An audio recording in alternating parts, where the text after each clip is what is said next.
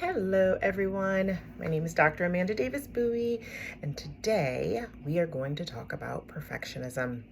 I've been hearing a lot about perfectionism lately, so I wanted to talk a little bit about what it means.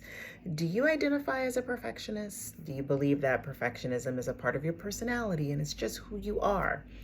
I hope not. And if you do, I hope after you listen to this short little video, you will no longer feel that way. So one of my favorite authors and one of my favorite researchers is Dr. Brene Brown.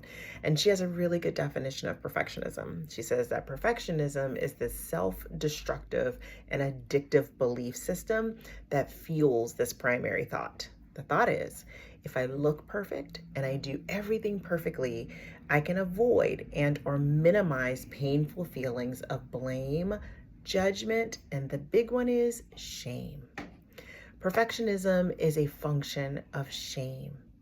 Perfectionism is this fear of us failing or making a mistake or not meeting people's expectations or being criticized in some way, shape, or form. So we want everything to be perfect. So we can avoid all of those things. Often we will trick ourselves into believing that perfectionism is really just us striving for excellence. And it's not true. Perfectionism is not a sign of healthy achievement and growth. In fact, perfectionism actually puts us on the defense and it's trying to protect us in some way, shape, or form, again, from experiencing the blame and or the shame or the judgment of others. Perfectionism is not the key to success.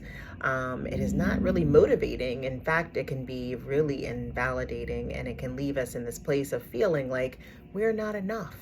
So it actually feeds this cycle of we are not enough, which makes it really unhealthy.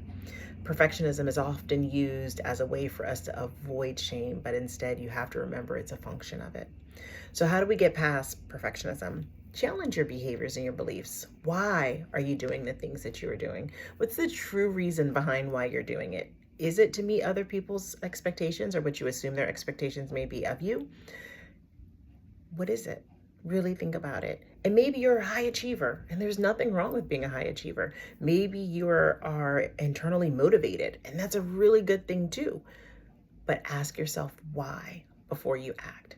Make sure you set really realistic goals for yourself. And the really important thing is listen to your emotions, right? Listen to what it is that you're telling yourself and what you're feeling and the why behind it. Don't have fear of making mistakes. Making a mistake is just giving you an opportunity to learn. I think it's Nelson Mandela. He said, we never fail. We either win or we learn. And that's true. You're either going to win or you're going to learn something from the mistake that was made. And then you're going to take that, what you've learned, and you're going to apply it to what you do next. Focus on the bigger picture. What's really important when it comes to the situation that's involved where you are leaning towards being a perfectionist in that situation. Look at the bigger picture. The bigger picture often helps us to bring things and put things into perspective. And learn how to relax and just go with the flow and allow yourself to really be you. Okay?